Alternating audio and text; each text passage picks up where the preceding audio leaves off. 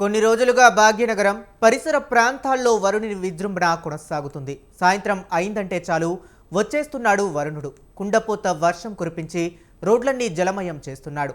వాహనదారులను ఇబ్బందులకు గురి చేస్తున్నాడు. మియాపూర్, చందానగర్, లింగంపల్లి ప్రాంతాల్లో వర్షం కురుస్తుంది. వికారాబాద్ జిల్లాలోనూ వర్షం దంచి కొడుతుంది. భారీ వర్షాలకు జీవాగ్ని గ్రామం జలమయం కాగా కాలనీలు చెరువుల్లాగా మారగా వరద నీరు ఇళ్లలోకి చేరిందన్నారు.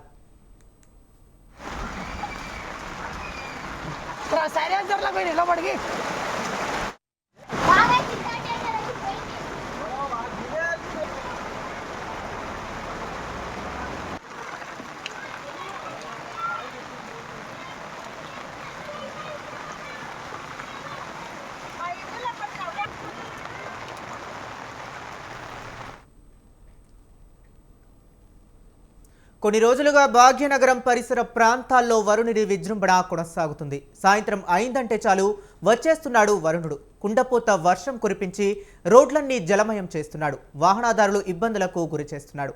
ఇక ఇదే అంశం గురించి మరింత సమాచారాన్ని మా కరెస్పాండెంట్ విశాల్ అందిస్తారు. విశాల్, చెప్పండి. కొన్ని చోట్ల తేలికపాటి నుంచి మోస్తారు వర్షాలు కురుస్తున్నాయి.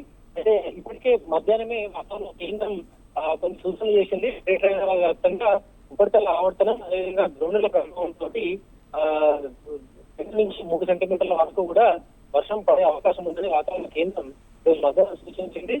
వాతావరణ కేంద్రం సూచించినట్టే ప్రస్తుతం గ్రేటర్ హైదరాబాద్ వ్యాప్తంగా కూడా అటు ఖైరతాబాద్, ట్యాంక్ బండ్, సికింద్రాబాద్ వీటితో పాటు కొన్ని ఏరియాలలో తేలికపాటి వర్షాలు ప్రస్తుతం కురుస్తున్నాయి. ఈ వర్షం మరో 2 గంటల పాటు కూడా ఉండే అవకాశం ఉందని కూడా కేంద్రం సూచించింది. ఇక గడిచిన 5-6 రోజుల నుంచి కూడా ఉదయం ఒక రకమైన వాతావరణం ఉంటుంది మధ్యాహ్నం వరకే. అదేవిధంగా సాయంత్రం మళ్ళీ మేఘావృతం అయిపోయి తేలికపాటి నుంచి మోస్తారు. ఒక్కొక్కసారి ఒకేసారి భారీ వర్షాలు కూడా హైదరాబాద్ లో పడుతున్నాయి.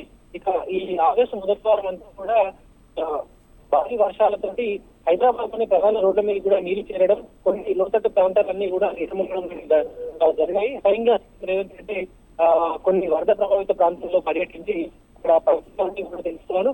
ఇక ప్రస్తుతానికైతే గ్రేటర్ హైదరాబాద్ వ్యాప్తంగా కొన్ని చోట్ల తేలికపాటి నుంచి మోస్తారు వర్షాలు కురుస్తున్నాయి. Right, thank you Vishal.